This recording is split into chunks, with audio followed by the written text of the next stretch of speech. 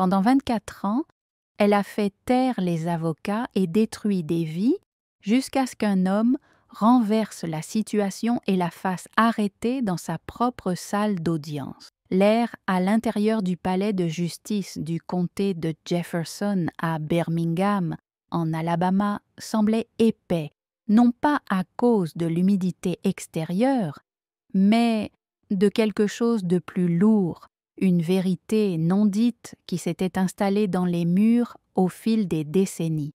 Tous ceux qui franchissaient ces lourdes portes en chêne savaient comment les choses fonctionnaient dans la salle d'audience de la juge Meredith Langford. C'était le genre de juge qui regardait rarement par-dessus ses lunettes de lecture. Ses yeux perçants traquaient les avocats comme s'ils n'étaient rien de plus que des irritations.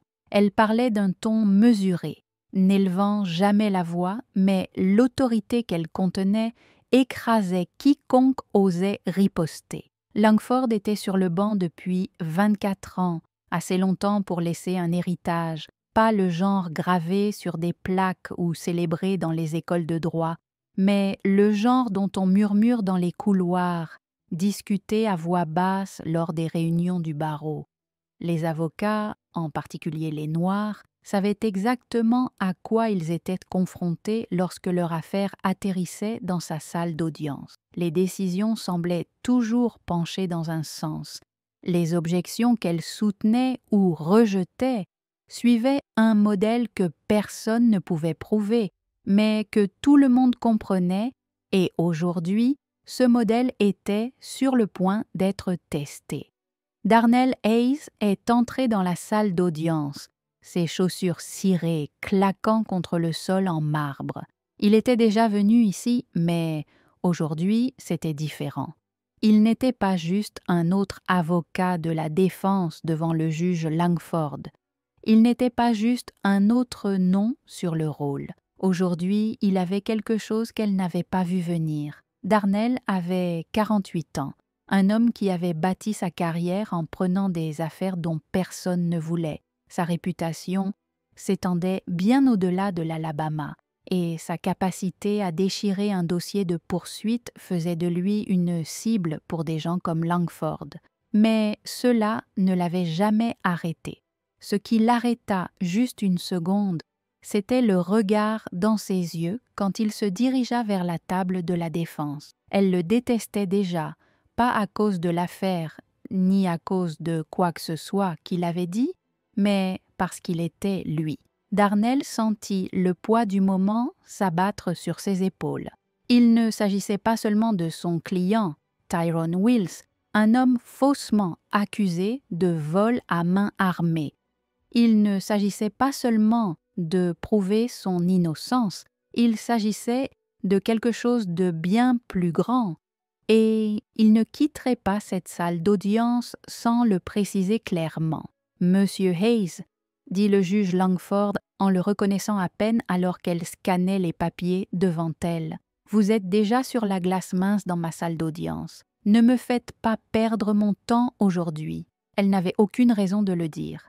Il n'avait même pas commencé. Darnell resserra sa prise sur sa mallette, mais garda une expression illisible. « J'essaierai de ne pas le faire, votre honneur. » Le juge Langford eut un sourire narquois. « Parce que j'ai un dossier complet et je n'ai pas besoin de théâtralité. » Elle se tourna vers l'accusation, un jeune procureur adjoint enthousiaste nommé Philip Callaway, tout juste sorti de la faculté de droit, essayant trop fort d'impressionner les mauvaises personnes. « L'État est prêt, votre honneur, » dit Callaway, jetant un regard suffisant dans la direction de Darnell. Bien sûr qu'ils étaient prêts.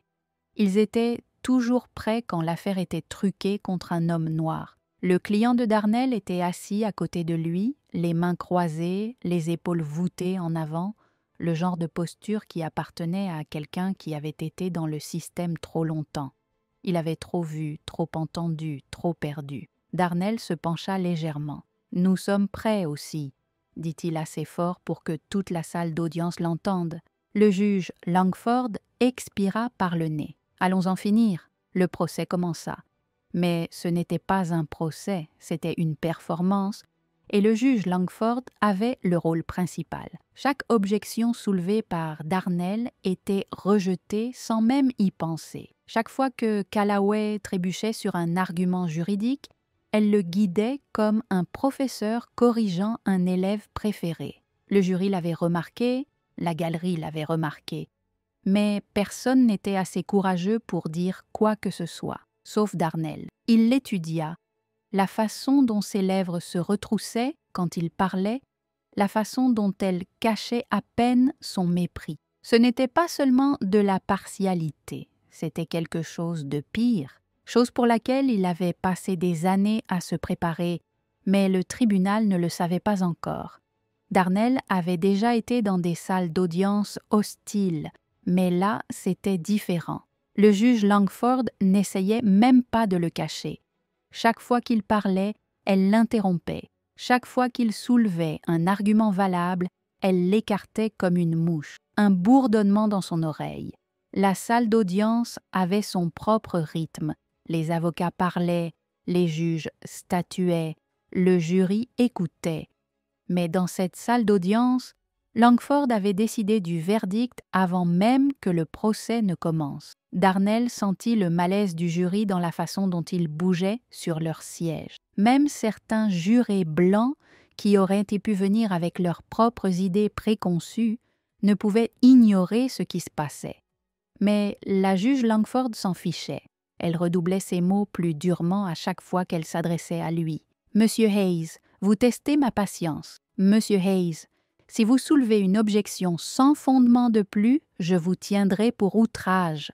Monsieur Hayes, ce n'est pas une salle de conférence. Si vous voulez une tribune, faites-le ailleurs. » Darnell garda son expression calme, mais à l'intérieur, son sang bouillait. Non pas parce qu'elle l'insultait, il pouvait gérer ça, mais parce qu'elle en faisait une affaire personnelle. Et c'était quand même une erreur. Il avait besoin qu'elle continue à parler pour continuer à s'exposer. « Votre honneur ?» dit-il d'une voix mesurée. « L'accusation vient de présenter des preuves qui n'ont pas été divulguées dans Discovery. C'est une violation claire de Brady v. Maryland. Je demande un nouveau procès immédiat. » La juge Langford s'adossa à son siège, ajusta ses lunettes avec un ennui exagéré. « Annulé !» dit-elle. Darnell cligna des yeux, mais pas par surprise, par stratégie. Il laissa un silence flotter dans l'air avant de parler à nouveau. « Pour être clair, votre honneur, vous refusez de reconnaître une violation de Brady ?» Les lèvres de Langford se pincèrent. « J'ai dit annuler, monsieur Hayes. » Il pouvait sentir la salle d'audience réagir. Les journalistes écrivaient plus vite. Les chuchotements dans la galerie devenaient plus forts. Elle le vit aussi. Ses yeux s'assombrirent, et pour la première fois, elle le regarda directement. « Vous êtes dangereusement proche d'être tenu pour outrage, monsieur Hayes. » Darnell incline légèrement la tête. « Pourquoi votre honneur? Demandez au tribunal de suivre la loi ?» Langford frappa son marteau si fort que le son résonna contre les hauts plafonds. « Ça suffit. Un mot de plus et je vous fais sortir. » La salle était silencieuse. Darnell pouvait entendre son propre battement de cœur, mais il n'était pas nerveux. C'était exactement ce dont il avait besoin. Son client, Tyrone Wills, serra les poings sous la table. « Mec, ne la laisse pas te faire ça », marmonna-t-il d'une voix à peine plus forte qu'un murmure. Darnell ne jeta même pas un coup d'œil. « Je n'ai rien d'autre, votre honneur », dit-il doucement en prenant son siège. Langford se moqua, comme si elle avait gagné. Mais ce qu'elle ne réalisait pas, c'est que le jeu venait juste de commencer et qu'elle avait joué directement entre ses mains. Darnell resta immobile. Son expression était illisible.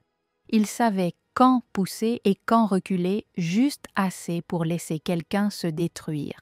Et le juge Langford faisait exactement cela.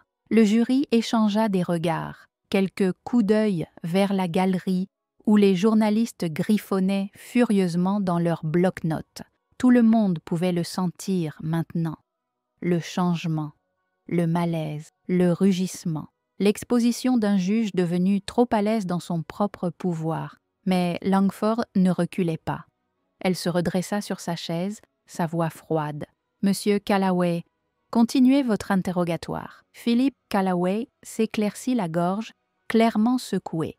Il était jeune, mais pas stupide. Il voyait ce qui se passait aussi. Oui, votre honneur. Il se tourna vers la barre des témoins où un employé de magasin aux yeux tremblants était assis. Monsieur Thomas, pouvez-vous confirmer que l'accusé, Tyrone Wills, était l'homme que vous avez vu sur les lieux du vol? Le vieil homme hésita. Darnell se pencha légèrement en avant, observant. Il avait déjà vu ce genre d'hésitation avant. Le genre qui signifiait que quelqu'un n'était pas aussi sûr qu'on lui avait appris à l'être. La juge Langford n'était pas intéressée par l'hésitation. « Répondez à la question », appuya-t-elle. Le témoin tressaillit. « Je pense que oui », dit-il finalement. Darnell se leva immédiatement. « Objection, votre honneur. Ce n'est pas une déclaration définitive. » Langford n'hésita même pas. « Rejeté. » Darnell expira lentement, secouant légèrement la tête, juste assez pour que le jury le remarque. Il laissa Callaway tâtonner avec quelques questions supplémentaires avant de se lever pour le contre-interrogatoire. Darnell s'est approché de la barre des témoins.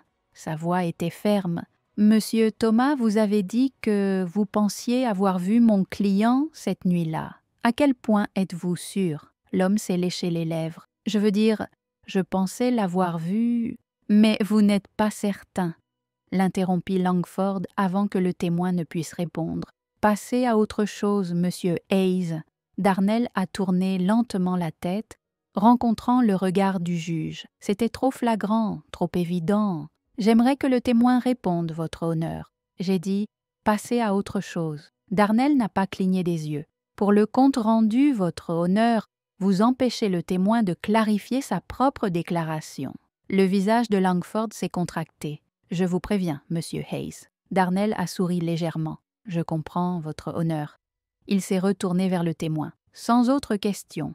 Puis, il est retourné à la table de la défense, lentement et délibérément.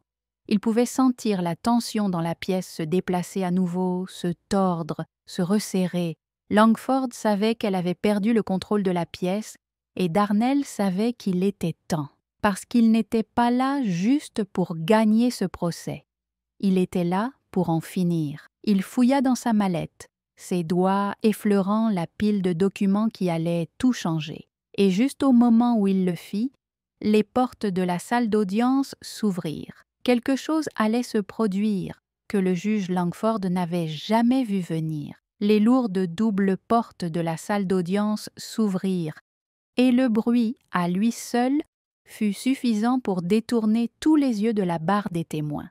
2 agents fédéraux en costume sombre entrèrent, leurs mouvements nets et déterminés. La salle d'audience s'immobilisa. Un silence si profond qu'il engloutit l'air lui-même. Darnell ne réagit pas. Il lissa simplement sa cravate et croisa soigneusement ses mains sur la table de la défense. Les yeux du juge Langford clignotèrent de confusion, puis d'irritation.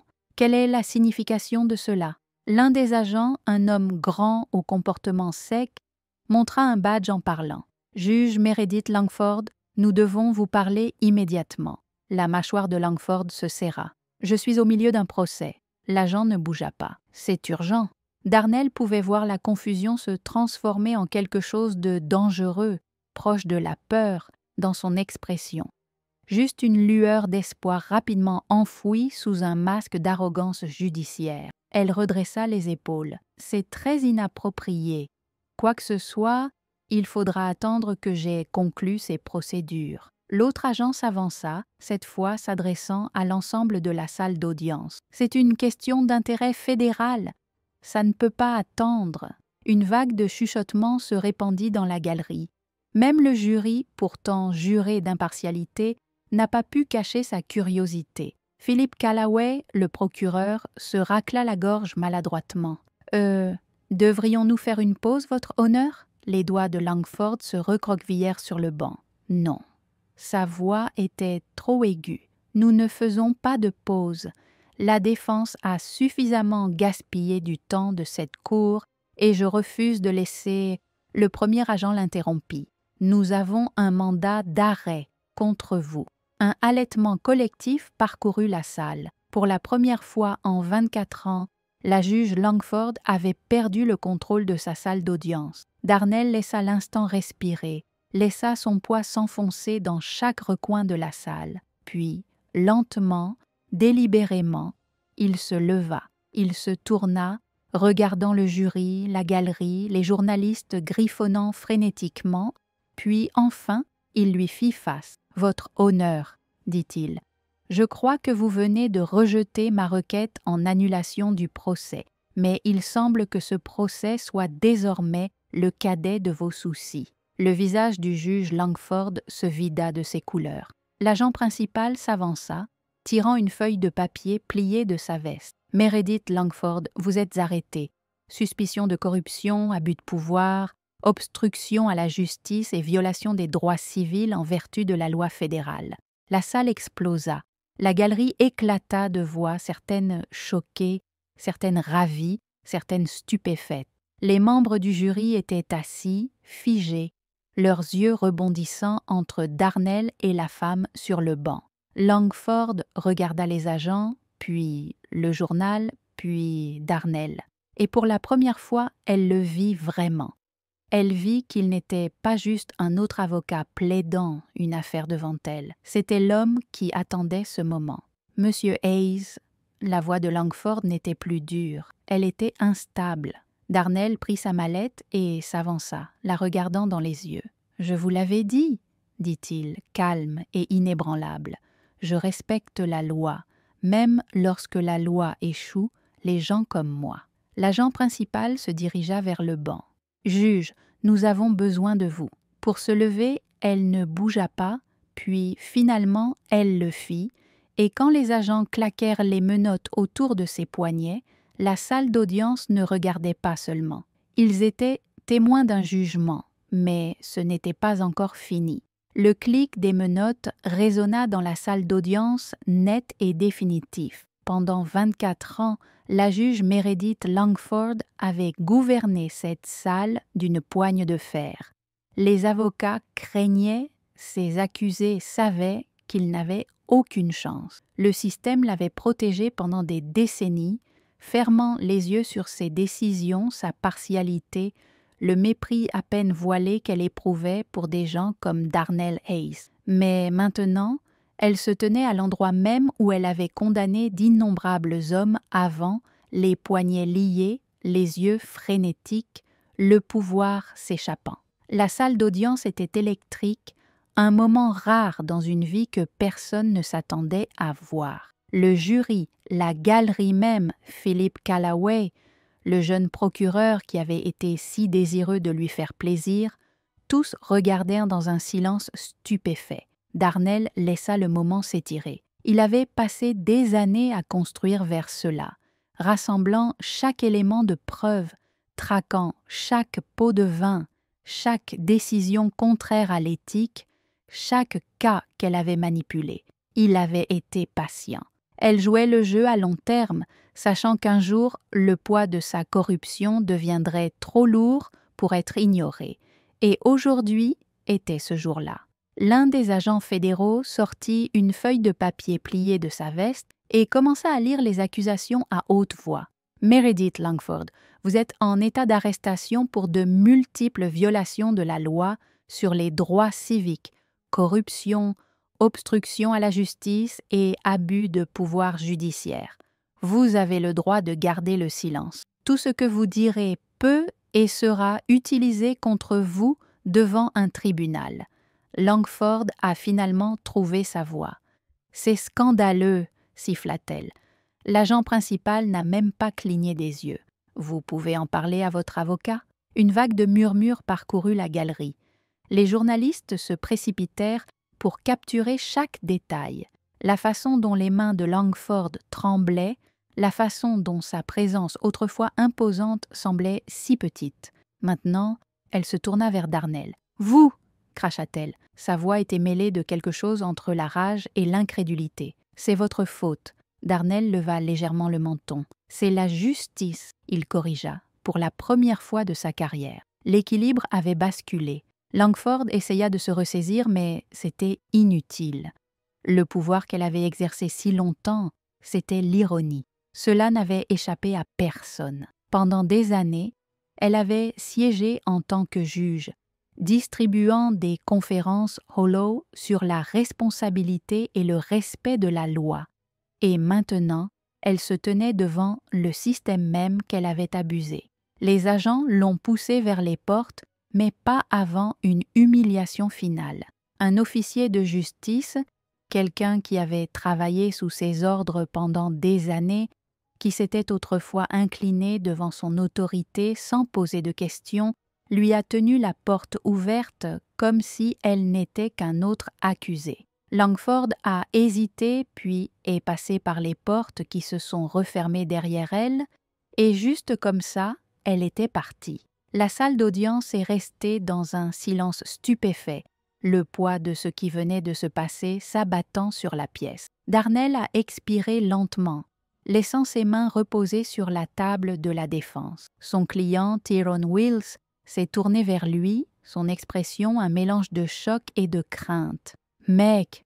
Tyrone a marmonné en secouant la tête. « Je pensais que les gens comme elle ne payaient jamais pour ce qu'ils faisaient. » Darnell a jeté un coup d'œil au banc du juge vide. « Ils le font, » dit-il finalement, mais la vraie leçon était encore à venir. La salle d'audience n'avait jamais été aussi vivante. La galerie, toujours sous le choc, éclata dans des conversations feutrées. Certains ont chuchoté avec incrédulité, d'autres dans une satisfaction à peine contenue. Le jury s'est regardé comme pour confirmer silencieusement qu'ils venaient tous d'assister à la même chose. Darnell est resté immobile. Il avait déjà mené des batailles au tribunal auparavant, mais là, c'était différent.